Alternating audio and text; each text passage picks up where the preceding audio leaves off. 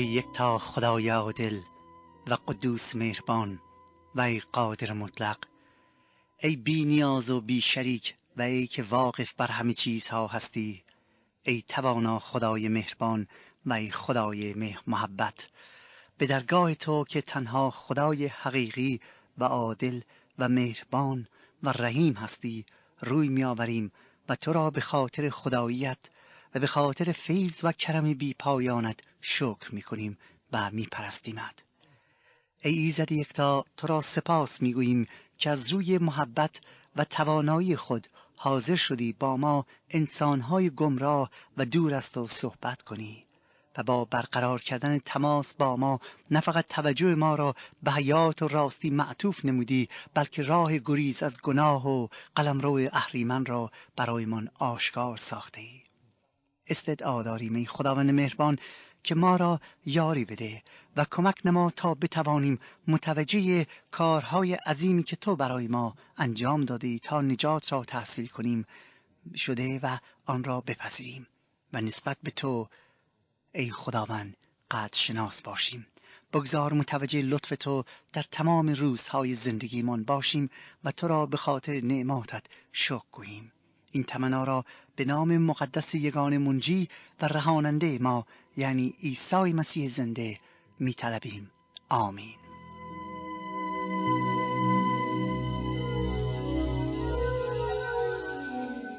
صدای انجیل تقدیم می کند مطالعه و بررسی رساله حضرت پولس رسول به کولوسیان، 12مین قسمت از انجیل مقدس.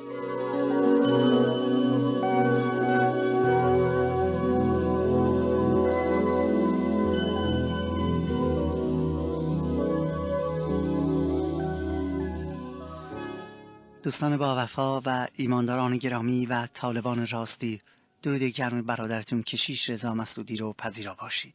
امیدوارم که قلب و روح و جان خود را تسلیم خدا یکتا کرده و اجازه بدید که کلام او وجودتون رو مسخر نموده و در جلال حضورش خودتون رو غرق سازید تا دیگر از او جدا نشوید و برای ابدیت با او باشید و برای او زندگی کنید.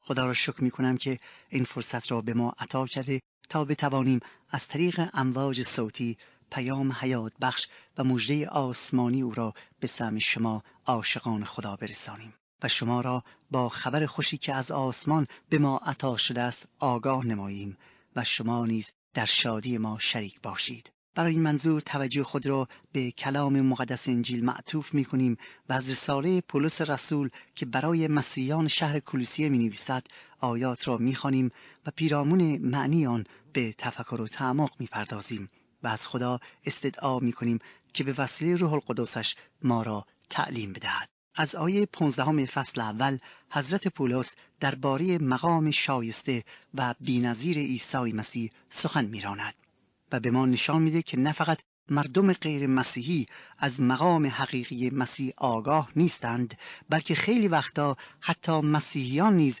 متوجه مقام عظیم و حقیقی عیسی مسیح نمی باشند و در نتیجه چون که مقام شامخ و یگانه مسیح رو نمی دانند او را آنطور که باید و شاید احترام نمی گذارند.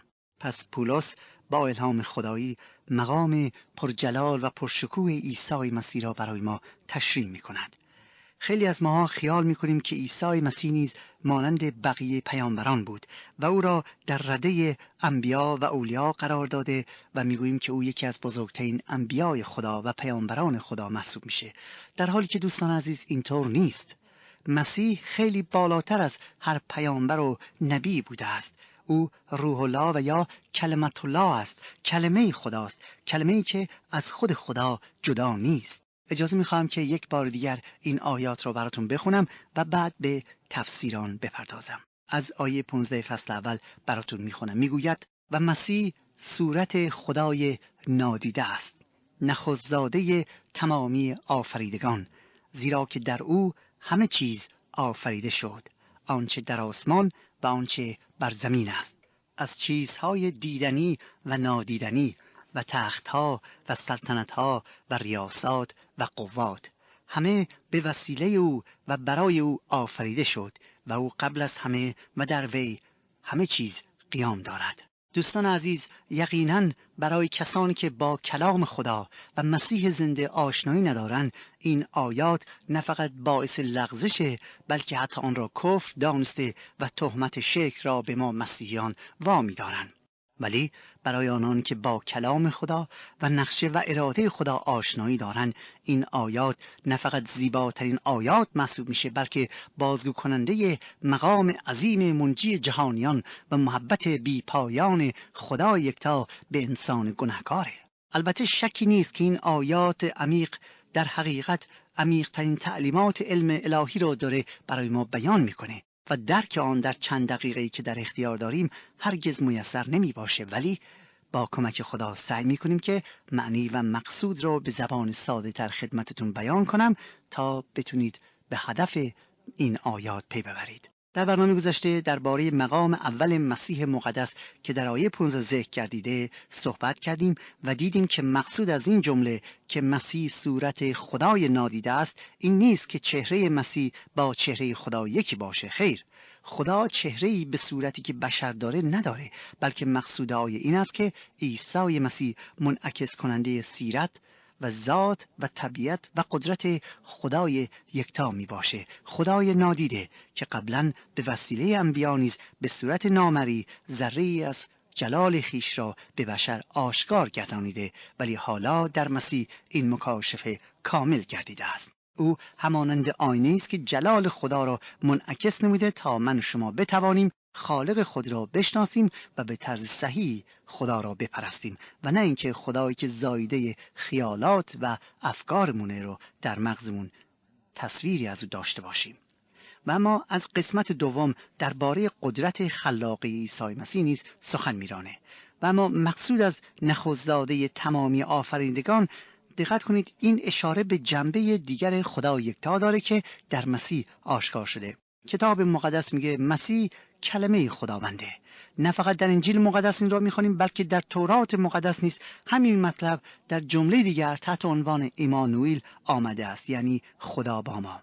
حتی در بعضی از مذاهب دیگر نیز همین مقام را شایسته مسیح دانستند، هرچند مسیحی نیستند ولی او را مسیح کلمت الله یا کلمه خدا میخوانند. ببینید، کلمه از شخص جدا نیست.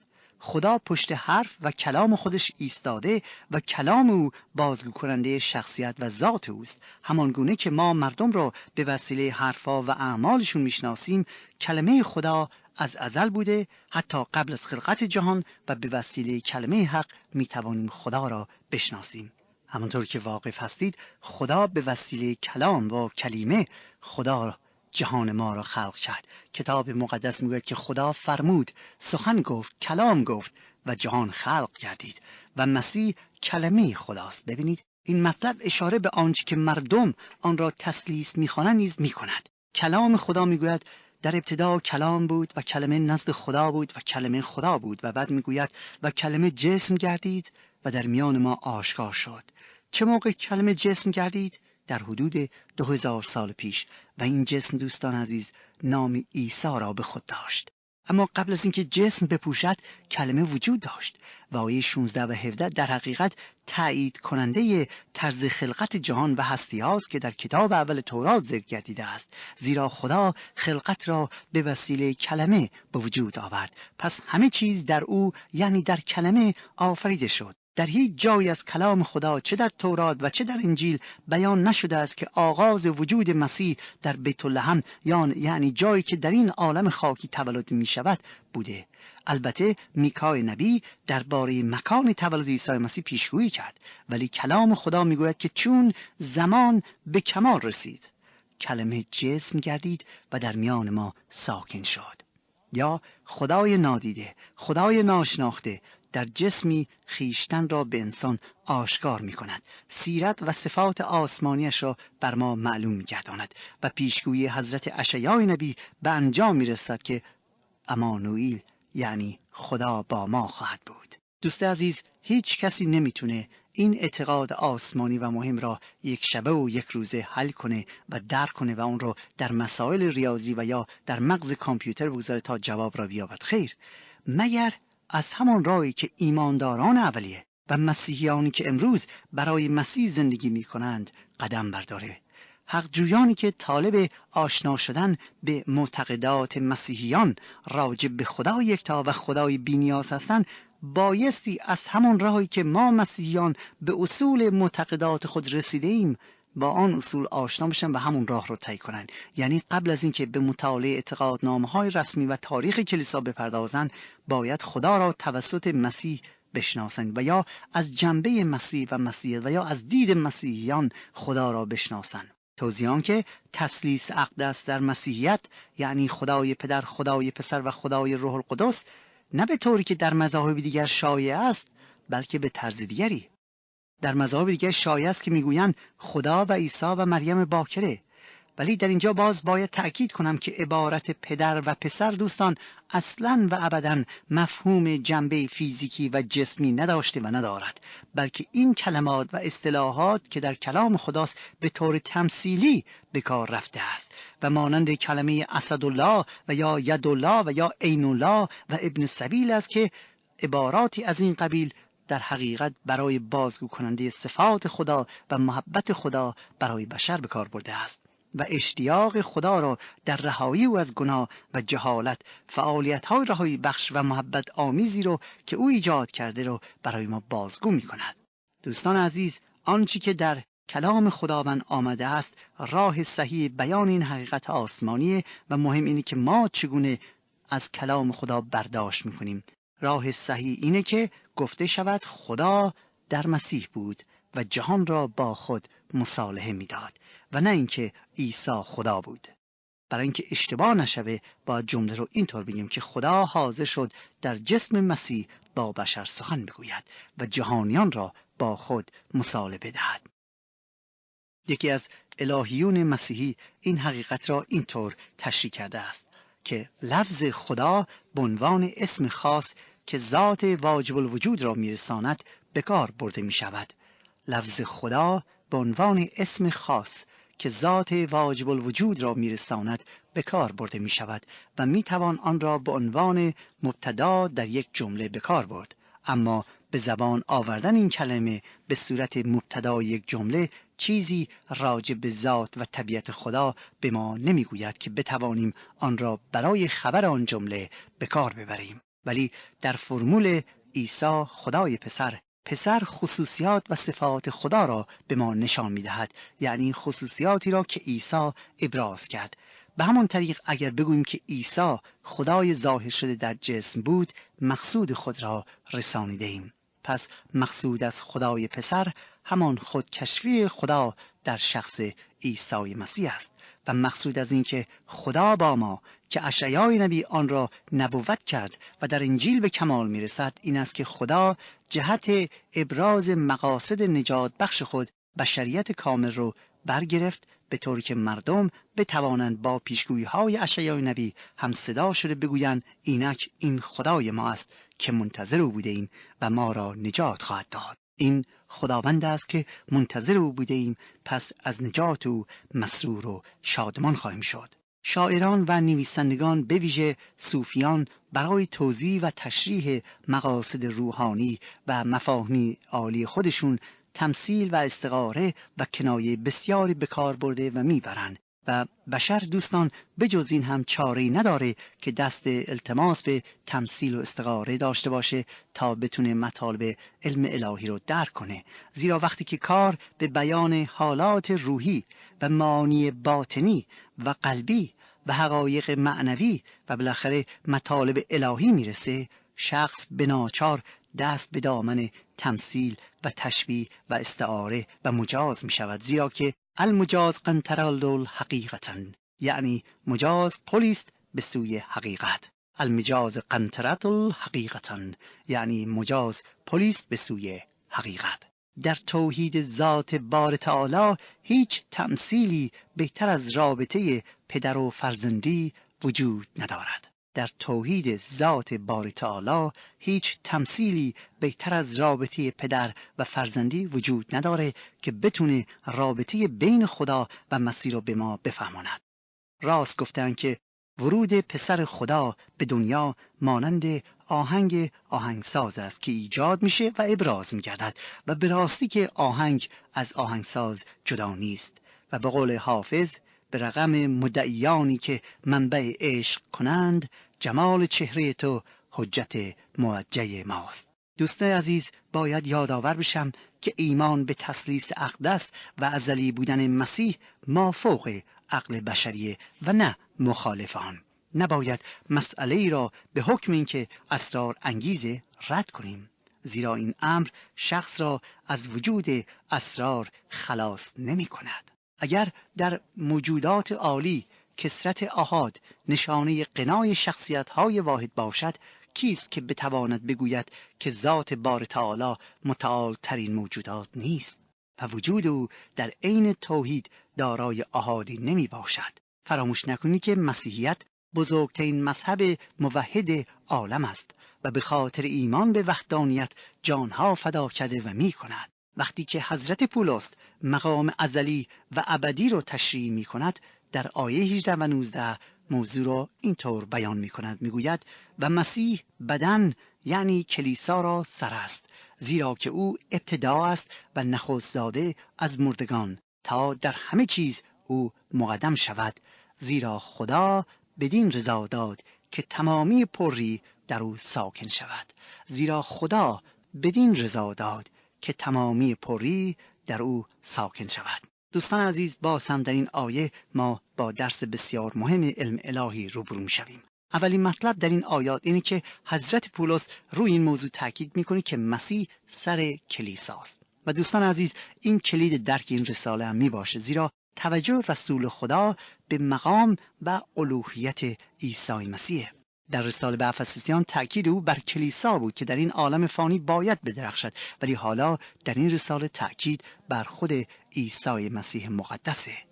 بدن به معنی کلیسا می باشه، یعنی همه ایمانداران به مسیح، حال از هر نژاد و رنگ و زبان و ملیتی که باشند، در عیسی مسیح یکی هستند و یک بدن واحد محسوب می شوند که به وسیله خود عیسی مسیح رهبری و هدایت می شوند. دوستان دقت کنید، در مسیحیت نه نژاد معنی داره، نه زبان معنی داره، نه جنس، نه شکل، نه قد و قامت و نه ظاهر شخص. کلام خدا همه ایمانداران را عضوی از یک بدن واحد و مقدس می‌خواند که مسیح سر آن بدن محسوب میشه.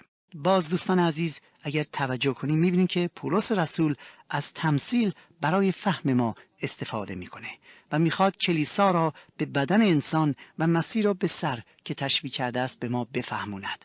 بسیار مهمه که امروز این مطلب را یادآور بشوم که کلیسا امروز که شما این لغت را میشنوید، منظور یک ساختمانی نیست که مختص عبادت مسیحیان باشند. اگر این چنین تعبیری از کلمه کلیسا دارید، اشتباهه.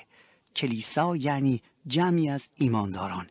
وقتی که 2 یا 3 ایماندار یا 2 یا 3 کسی که خود رو مسیحی میخوانند و به مسیح عشق میورزند و طالب مسیح هستند، از مسیح اطاعت میکنن، دور هم جمع میشن، درباره محبت و عنایات مسیح صحبت میکنن، از کلام خدا میخونن، خدا را با هم عبادت و پرستش میکنن و شهادت میدن و هم دیگر رو تشویق میکنن. دوستان عزیز، این 2-3 نفر کلیسا محسوب میشه. امروزه در کشور ما ساختمان کلیسایی کم هست، ولی کلیساهای زیادی وجود دارد. چرا؟ چون که در سراسر نقاط کشورمون در شهرهای مختلف هستن افراد گروه کوچکی که دور هم به نام مسیح جمع میشن و عیسی مسیح رو عبادت میکنن. آنها کلیسا هستن.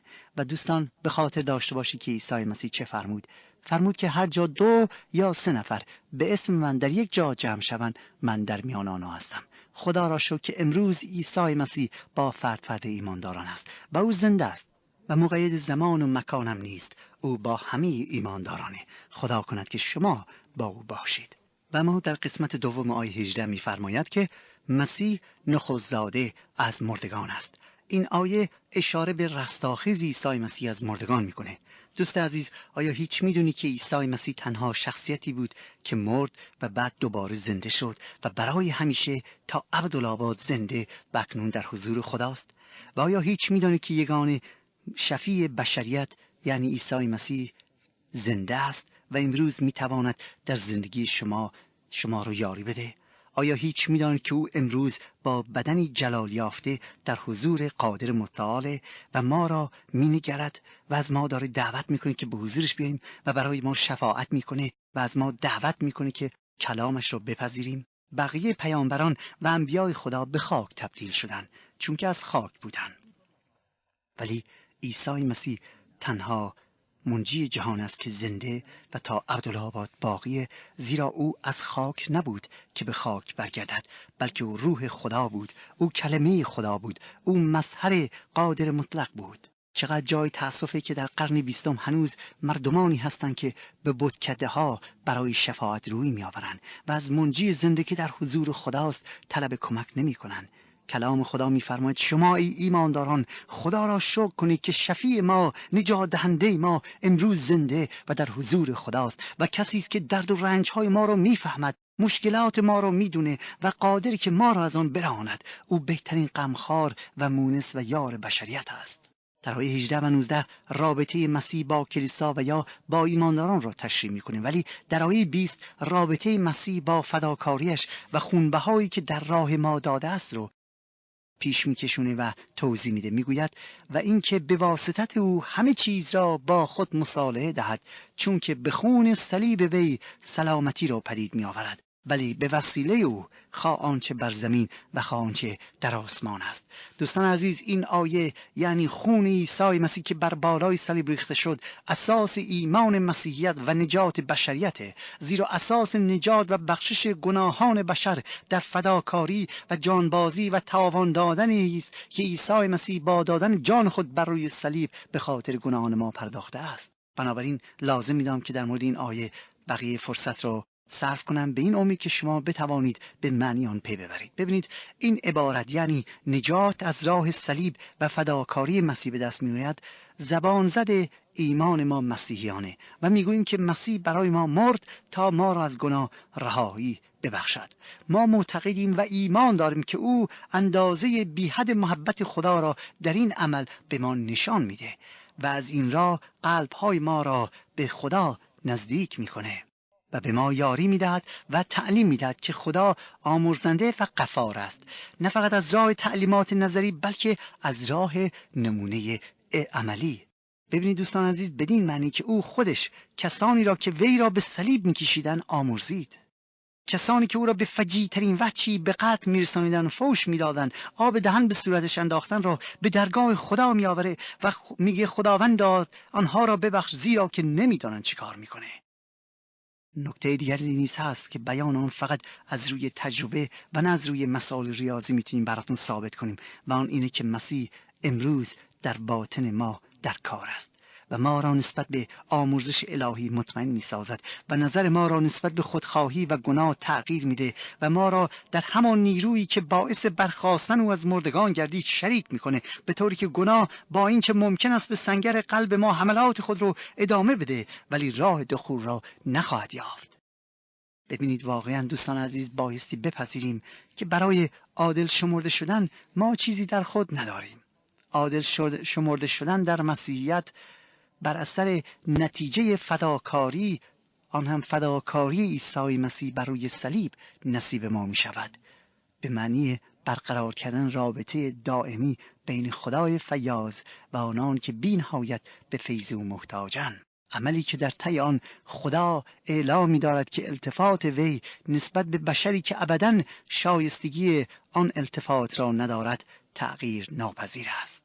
یعنی عملی که در طی آن شخصی که میدونه مقصر و گناهکاره هیچ گونه توقع و ادعایی از خدا ندارد و هر نوع تلاشی را در اینکه حق را به جانب خود بداند و خیشتن را عادل شمارد یک عمل رد شده میداند و اعلام می‌دارد که قصد و نیت او این است که برای همیشه فقط و فقط متکی به فیض خدا، متکی به آمرزش خدا که به وسیله ریختن خون مقدس عیسی مسیح تحقیق یافته است باشد و بس. عمل کفاره گناهان بشر را هیچ چیزی و هیچ کس نمیتوانست و نمیتواند بپردازد جز عملی که عیسی مسیح انجام داد، زیرا وقتی که مسیح جانش را بر روی صلیب به خاطر ما فدا می‌کرد دوستان عزیز تاوان شرارت‌های ما را می‌پرداخت.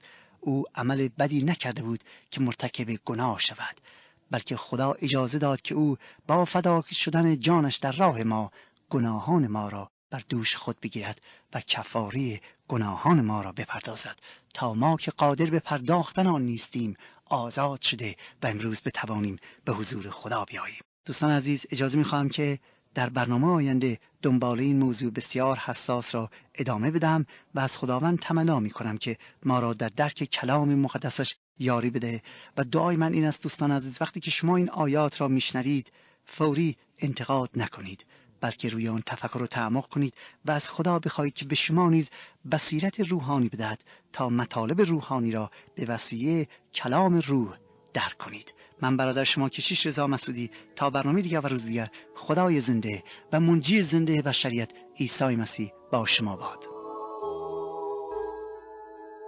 آنچه شنیدید برنامه‌ای بود از رادیو صدای انجیل. خوشحال می‌شویم که با ما مکاتبه کنید و از نشریات و ادبیات ما استفاده نمایید و از طریق شبکه‌های اجتماعی فیسبوک، گوگل پلاس و یوتیوب با تایپ فارسی رادیو صدای انجیل همراه ما باشید. همچنین از طریق تلفن و ایمیل نیز می توانید با ما تماس بگیرید. آدرس ایمیل ما از این قرار است: radioenjil@gmail.com. تکرار می کنم، ایمیل ما radioenjil@gmail.com و تلفن ما 201 616 920 1791. تکرار می کنم، 201 616 920 1791. تا برنامه دیگر و روز دیگر، خدای یکتا و مسیح زنده با شما باشد. ماراناتا، یعنی خداوند به زودی برمیگردد. آمین.